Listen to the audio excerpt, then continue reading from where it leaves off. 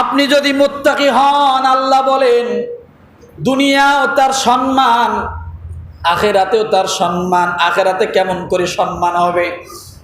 অন্য অন্য জান্নাতীরা বিচারের পরে জান্নাতের ফয়সালা যারা হবে জান্নাতের দিকে রওনা করবে, কিন্তু আল্লাহ বলে যারা মুত্তাকি হবে তাদেরকে রওনা দিতে হবে না, আমি আল্লাহ জান্নাতটা তাদের সামনে নিয়ে আসব।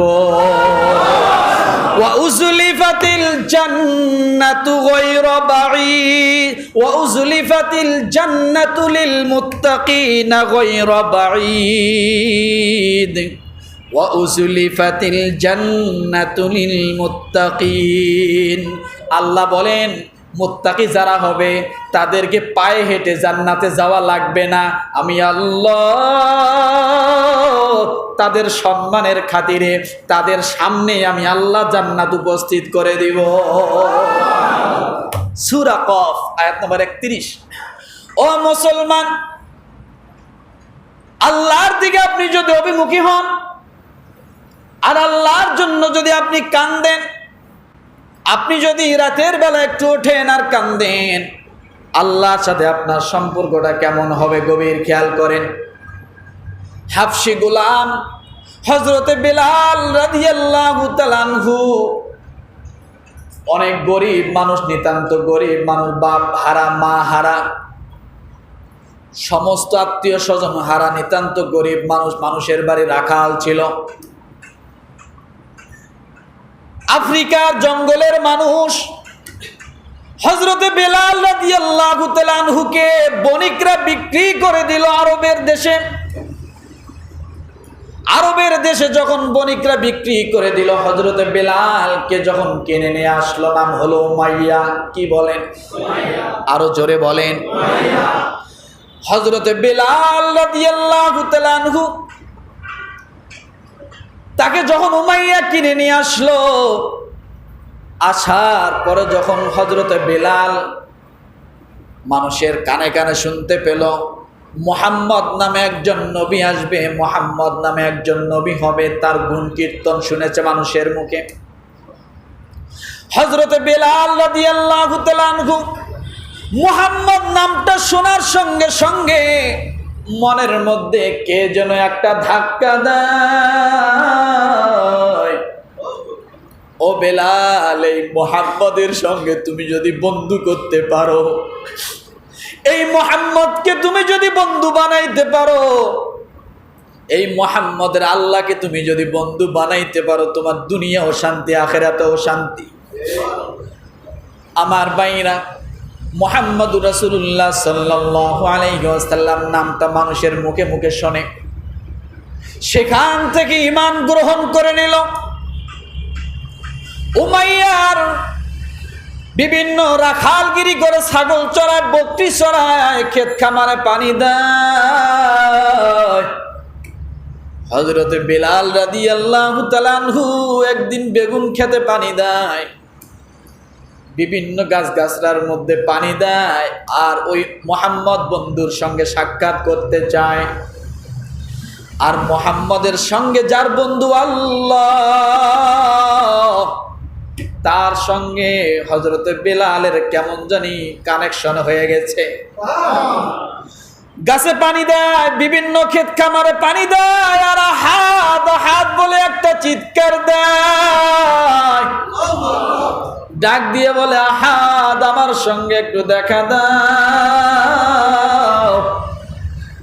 আহাদ আহাদ বলে যখন বারবার কান্দে আর কান্দে, কারণ বাবা হারিয়েছি, মাকে হারিয়েছি, আত্মীয় স্বজন দেশ ত্যাগ করেছি, উমাইয়ার ঘরে বিক্রি হয়েছি। একদিন হঠাৎ করে উমাইয়ার কানের মধ্যে হাত শব্দ গেল, ডাক দিয়ে বলে, রে বেলাল, আহাদ আহাদ বলে তুমি কাকে ডাকো, কার নাম তুমি জপো? হযরতে বেলাল রাদিয়াল্লাহু তাআলা আনহু চোখ দিয়ে পানি ছেড়ে দিয়ে উমাইয়ার সামনে ডাক দিয়ে বলে, আমি তো আব্বাকে না, আমার তো আব্বা নাই, আমার তো মা নাই, আমার আত্মীয় স্বজন আপনার এই মদিনার মধ্যে, এই আরবের মধ্যে কেউ নাই, কিন্তু আমি এমন একজন বন্ধু পেয়েছি যাকে আমি দেখি নাই, কিন্তু নামটা নিলে সব হৃদয় ভরে যায়। আমি তার নাম নিলে বাবার কথা ভুলে যাই, আমি আহাদ নামটা নিলে মার কথা ভুলে যাই, আমি আহাদ নামটা নিলে আমার সব কষ্ট ভুলে যাই, আমি আহাদ নামটা নিলে সব সংকীর্ণ ভুলে যাই, আমি আহাদ নামটা নিলে একাত্মতাটা আমার কেটে যায়। উমাইয়া জড়ায় চাপ দিয়ে ধরলো, ডাক দিয়ে বলল, রে বেলাল, ওই আহাদটা কে? আহাদটা কে? হযরতে বেলাল রাদিয়াল্লাহু তাআলা আনহু বললেন, আপনাকে যিনি সৃষ্টি করেছেন, আমাকে যিনি সৃষ্টি করেছেন, তার নাম আহাদ, তার নাম আহাদ। আপনারা 360টার পূজা করেন, আমি একজনের পূজা করি, আমি তার পূজা করি, তার নাম আল্লাহ। এই কথা যখন হযরতে বেলাল শুনলেন, হযরতে বেলালের মুখ থেকে যখন উমাইয়া শুনলেন, ক্ষুধার্ত বাঘের মতো আক্রমণ শুরু করে দিলেন। বেলালকে সঙ্গে সঙ্গে ধরলেন, আরো মানুষদেরকে ডাক দিয়ে জড়ায় দিয়ে বেলালকে ধরাইলেন। তুমি আমাদের মূর্তিগুলোর বদনাম করো, আমাদের খোদার বদনাম করো, তুমি সব বাদ দিয়ে একজনের কথা তুমি বলতেছো, কে? তাকে আমরা চিনি না, কিন্তু তুমি আমাদের এই 360টা মূর্তিকে অস্বীকার করো। তুমি তার নামটা তোমার মুখ থেকে ছেড়ে দাও, তোমার জবান থেকে ছেড়ে দাও। তুমি যদি তোমার জবান থেকে ছেড়ে না দাও, তাহলে শাস্তির জন্য প্রস্তুতি নাও। এই দুনিয়ার জমিনে আমরা প্রথমে দেখেছি বেলাল তো আহাদ বলেছেন, তাই উমাইয়া নির্যাতন করেছেন। আমরা এমনও দেখেছি আমাদের জামানায় নারায়ে তাকবীর আল্লাহু আকবারের স্লোগান আমরা 15 বছর অনেক জায়গায় দিতে পারি না। নারায়ে তাকবীর বললে গায়ে আগুন জ্বলতো, তাদের জ্বালা উঠে যেত। স্টেজের মধ্যে নেতারা ডাক দিয়ে বলতো, হুজুর নারায়ে তাকবীর আল্লাহু আকবারের স্লোগান দেওয়া যাবে না। ও মুসলমান, বোঝা গেল উমাইয়ার গোষ্ঠী মরে নাই, মরে নাই, মরে নাই, কিছু কিছু আছে, আছে না নাই? হযরতে বেলাল রাদিয়াল্লাহু তাআলা আনহুকে আহাদ শব্দ মুখ থেকে সরাইতে বলে। আহাদ আহাদ শব্দ সরায় না, আহাদ আহাদ জপতে থাকে, যত বলে তত বারবার আরো জোরে জোরে আহাদ আহাদ বলে। উমাইয়া যখন এক পর্যায়ে বেলাল রাদিয়াল্লাহু তাআলা আনহুকে মারপিট শুরু করে দিল, চামড়া ফেটে ফেটে রক্ত বাহির হয়, ফিনকি দিয়ে রক্ত পড়ে। এরপরে হযরতে বেলাল রাদিয়াল্লাহু তাআলা আনহুর পায়ের মধ্যে রশি বেঁধে উত্তপ্ত বালুর মধ্যে টানা হেঁচড়া করে। এত নির্যাতন, শরীরের চামড়া, পিঠের চামড়া পাথরের কণাগুলার মধ্যে লেগে লেগে গোসো হয়ে গেছে, রক্ত বাইর হয়, গোশতগুলো বালুর সঙ্গে লেগে গেছে। উত্তপ্ত বালুর মধ্যে শোয়াই দিয়া, বুকের মধ্যে পাথর চাপা দিয়া হযরতে বেলালকে চাপ দিয়ে ধরে বলে, ছেড়ে দাও আহাদ, না হলে তোমার জীবনটা এক্ষুনি বাইর হয়ে যাবে। বেলাল যখন বেহুশ হয়ে যায়, তারা মনে করে বেলাল মারা গেছে, এটা ভেবে তারা বেলালকে ছেড়ে দেয়। ও মুসলমান, হযরতে বেলালের নির্যাতন শুরু হয়ে গেল। আশপাশের কাফের মুশরিকদের চোখেও পানি, বেলালের এত নির্মম নির্যাতন। একদিন হযরতে বেলাল গাছের ছায়ার নিচে বসে বসে চোখ দিয়ে পানি টপ টপ করে ছেড়ে দিয়েছে। গায়ের মধ্যে বিভিন্ন জায়গায় ক্ষত, পানি পড়ে, পুজ পড়ে। এদিকে বেলাল আহাদ আহাদ জপে আর চোখ দিয়ে পানি বাইর করিয়া না জানি ডাক দিয়ে বলে, আল্লাহ, তোমার নাম ছাড়তে পারি না, তোমার নাম ছাড়তে পারি না। ওই পথ দিয়ে হযরত আবু বকর সিদ্দিক পা পা করে চলে যায়। হঠাৎ আবু বকর সিদ্দিক রাদিয়াল্লাহু তাআলা আনহু দেখে বেলাল একটা পাগলের ভেষে উস্কো খিস্কো চেহারা নিয়ে গাছের নিচে বসে গাছে হেলান দিয়ে চোখে দিয়ে পানি ছেড়ে দেয়। আর সে মনে মনে বলতে থাকে, আব্বা হারিয়েছি, মাকে হারিয়েছি, আমার পক্ষে কথা বলার মতো একজন আরবের মধ্যে কেউ নাই।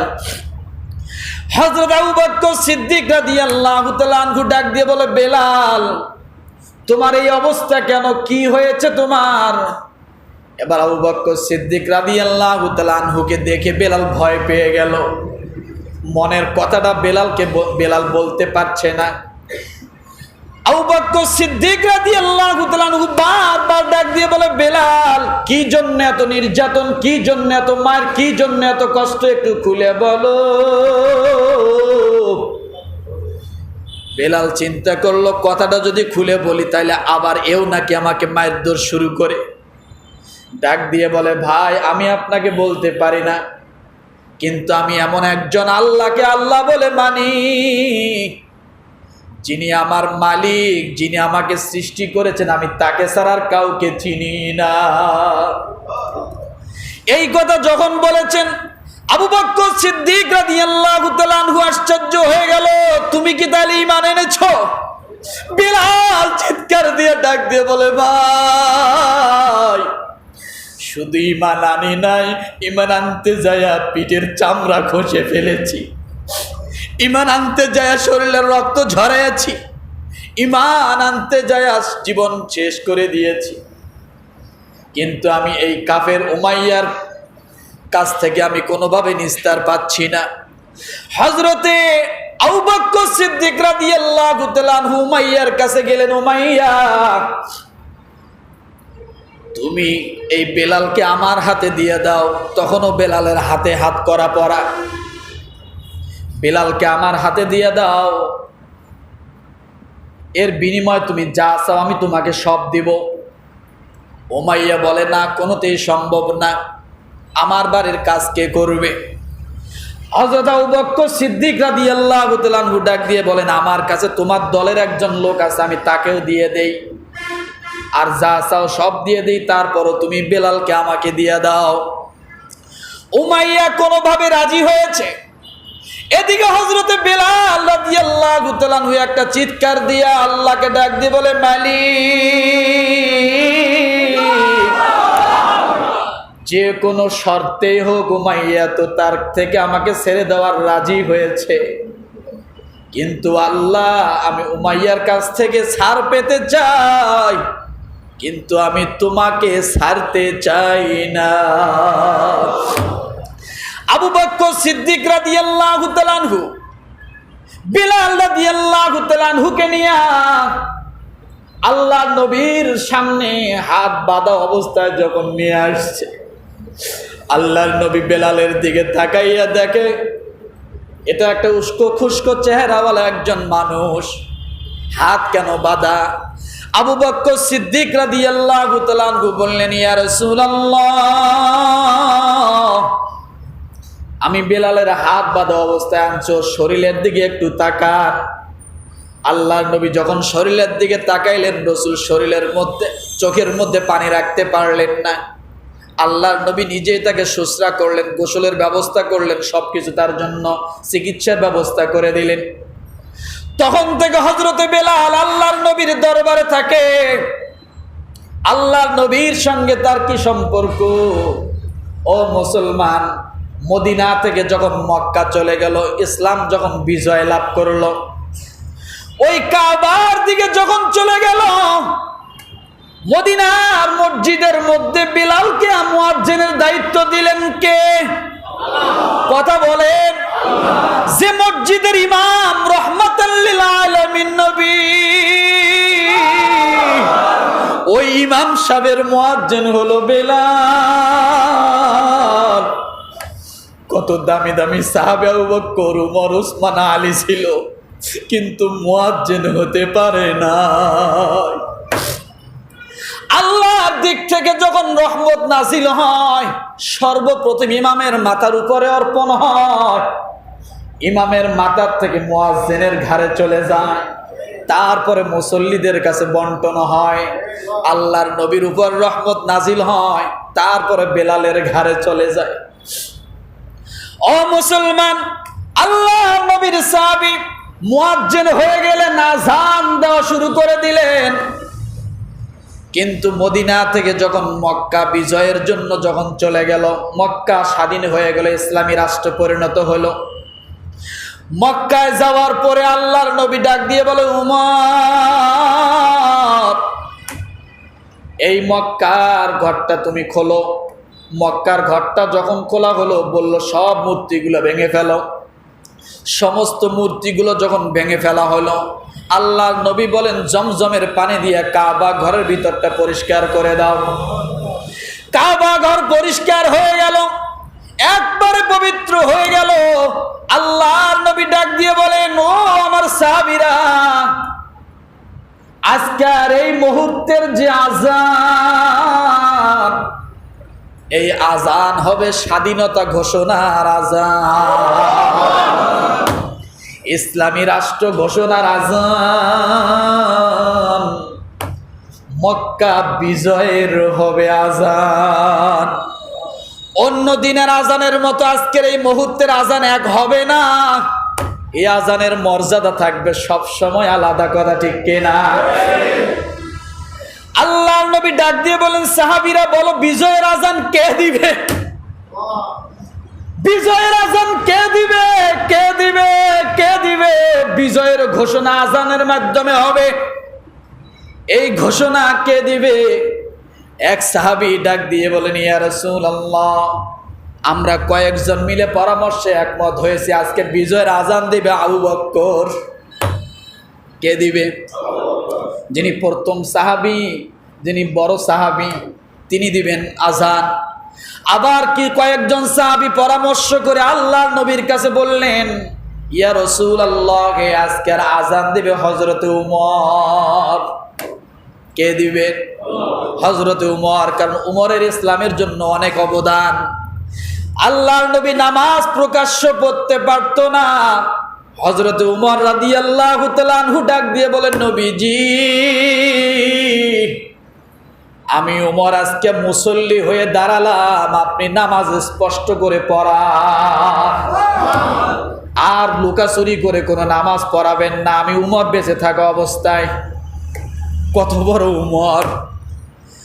সাহাবায়ে কেরাম কেউ বললেন, ইয়া রাসূলুল্লাহ, আজকের বিজয়ের আযান দিবে হযরত উসমান। কে দিবে? হযরত উসমান, যার ইসলামের মধ্যে সবচাইতে অর্থের দিক থেকে, দানের দিক থেকে বড় অবদান। আবার কিছু সংখ্যক সাহাবায়ে কেরাম বললেন, ইয়া রাসূলুল্লাহ, আজকের বিজয়ের আযান দিবে হযরত আলী। কে দিবে?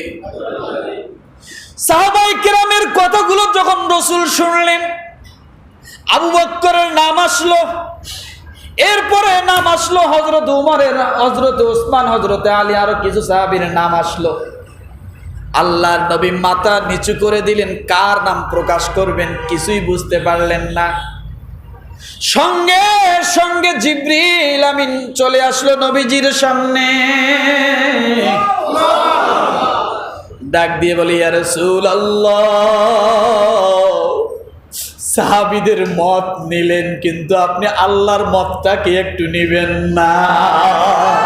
আরো জোরে, আরো জোরে, আরো জোরে, আরো জোরে। ইয়া রাসূলুল্লাহ, আপনি সাহাবীদের কাছ থেকে মত দিলেন, কেউ বললেন আবু বকর, কেউ বলল উমর, কেউ বলল উসমান, কিন্তু এই পরামর্শের মধ্যে আল্লাহ যুক্ত থাকতে চায়। আল্লাহ একটা নাম আপনার সামনে দিতে চায়। সুবহানাল্লাহ বলেন, আরো জোরে বলেন। আল্লাহ একটা নাম দিতে চায়, দেখেন এই নামটা রাখা যায় কিনা। আল্লাহ আল্লাহ আল্লাহ। জিবরাইল আলাইহিস সালাম ডাক দিয়ে বলেন, ইয়া রাসূলুল্লাহ, এই আবু বকর, উমর, উসমান, আলীর নামের সঙ্গে আমার আল্লাহ একটা নাম দিয়েছে, তার নাম হলো হযরত বেলাল। আল্লাহর পছন্দ হলো হযরত বেলাল আজকে বিজয়ের আযান দিবে। আল্লাহু আকবার। আজকে বিজয়ের আযান দিবে হযরত বেলাল। কেন বললাম? বেলালের বাড়ি ছিল না, ঘর ছিল না, জায়গা ছিল না, জমি ছিল না, বংশ মর্যাদা কিছু ছিল না, কিন্তু আল্লাহর বন্ধু কেমনে হয়েছে? আল্লাহ বলেছেন, ইন্নাহুম লা ইউগনু আনকা মিনাল্লাহি শাইআ ওয়া ইন্নাজ জালিমিনা বা'দুহুম আউলিয়াউ বা'দ ওয়াল্লাহু ওয়ালিয়ুল মুত্তাকিন। আমি মুত্তাকির বন্ধু কেমনে হই তোমরা দেখো। আল্লাহ ঘোষণা করলেন, নবীজি আজকে বিজয়ের আজান দিবে হযরত বেলাল। আমার ভাই, যার তাকওয়া আছে আমি আল্লাহর কাছে সে সম্মানী। কি বলেন? যার তাকওয়া আছে সে আমি আল্লাহর কাছে সম্মানী। কেমন সম্মানী দেখেন, আল্লাহর নবী যখন দুনিয়া থেকে চলে গেলেন, কবরস্থ হলেন, ওই সময় প্রায় লক্ষাধিক মতো সাহাবী ছিল কি ছিল না? প্রায় 1 লক্ষর উপরে সাহাবী ছিল। রাসূল যখন দুনিয়া থেকে চলে গেলেন, কবরস্থ হলেন, হযরত বেলাল রাসূলের বিয়োগ সহ্য করতে পারলেন না। মদিনা থাকবো, রাসূলকে দেখবো না, এই মদিনায় আমি বেলাল থাকবো না। যে মদিনায় আমি থাকবো রাসূল থাকবে না, সেই মদিনায় আমার থাকার কোনো প্রয়োজন নাই। বেলাল গাট্টি বুসকা নিয়া চলে গেলেন শাম দেশে, অন্য জায়গায় চলে গেলেন। যাওয়ার পরে 1 মাস 2 মাস চলে যায়, বেলাল আর মদিনায় আসে না। অথচ সেই সময় প্রায় লক্ষাধিক সাহাবী। আল্লাহ নবী একদিন স্বপ্নে বেলালকে ডাক দিয়ে বলে, রে বেলাল, ওই যে আমাকে রেখে চলে গেলা, আমি নবীকে কি তোমার একটাবার দেখতে মন চায় না? তুমি একটু আমার রওজার কাছে আসো, আমার রওজাটা তুমি একটু দেখে যাও, আমিও নবী তোমাকে একটু দেখে নেই। 1 লক্ষর উপরে সাহাবী। আল্লাহর নবী কাউকে স্বপ্নে মদিনায় ডাকে নাই, একমাত্র বেলালকে নবীজি ডাক দিয়ে বলে, বেলাল রে, আর কতদিন আমাকে ছেড়ে দূরে থাকবে? একটাবার তুমি মদিনায় আসো, আমি রসুলের কাছে একটাবার আসো, আমার রওজাটা অন্তত দেখে যাও। কি ভালোবাসা, কি মহাব্বত ছিল।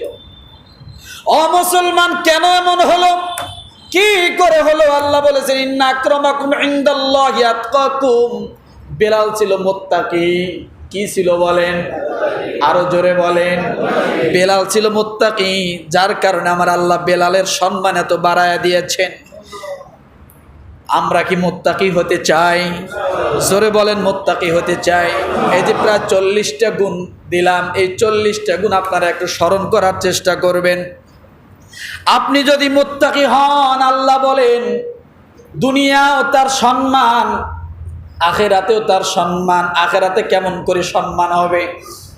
অন্য জান্নাতীরা বিচারের পরে জান্নাতের ফয়সালা যারা হবে, জান্নাতের দিকে রওনা করবে। কিন্তু আল্লাহ বলে যারা মুত্তাকি হবে তাদেরকে রওনা দিতে হবে না, আমি আল্লাহ জান্নাতটা তাদের সামনে নিয়ে আসব। ওয়া উজলিফাতিল জান্নাতু গায়রা বাঈদ ওয়া উজলিফাতিল জান্নাতু লিল মুত্তাকিনা গায়রা বাঈদ ওয়া উজলিফাতিল জান্নাতু লিল মুত্তাকিন। আল্লাহ বলেন মুত্তাকি যারা হবে তাদেরকে পায়ে হেঁটে জান্নাতে যাওয়া লাগবে না, আমি আল্লাহ তাদের সম্মানের খাতিরে তাদের সামনে আমি আল্লাহ জান্নাত উপস্থিত করে দিব। সূরা কফ আয়াত নম্বর 31। আল্লাহ বলেন যারা মুত্তাকি হবে তাদের সম্মানের কারণে আমি আল্লাহ সম্মানার্থে জান্নাত তাদের কাছে নিয়ে আসবো, তাদেরকে জান্নাতের কাছে যেতে হবে না। তাহলে আমরা মুত্তাকি হতে চাই? কথা বলেন, আরো জোরে বলেন। আল্লাহু আকবার। মুত্তাকি হইতে বড়লোক হওয়া লাগে না, টাকাওয়ালা হওয়া লাগে না, পয়সাওয়ালা হওয়া লাগে না, বেশি সম্পদ হওয়া লাগে না। মুত্তাকি একটা ইখলাসের বিষয়। আপনি দুনিয়ার জমিনে চলেন, আপনাকে মরতে হবে, এই কথাটা শুধু স্মরণ করেন, আপনি মুত্তাকি হয়ে যাবেন। আপনাকে মরতে হবে এই কথাটা যদি আপনি স্মরণ করেন, আপনি মুত্তাকি হবেন। পারবেন? কুল্লু নাফসিন যায়িকাতুল মাউত, এই কথাটা স্মরণ করবেন। যদি এটা স্মরণ না হয়, কবর দেখলে অন্তত 1 মিনিট কবরের পাশে দাঁড়াইবেন।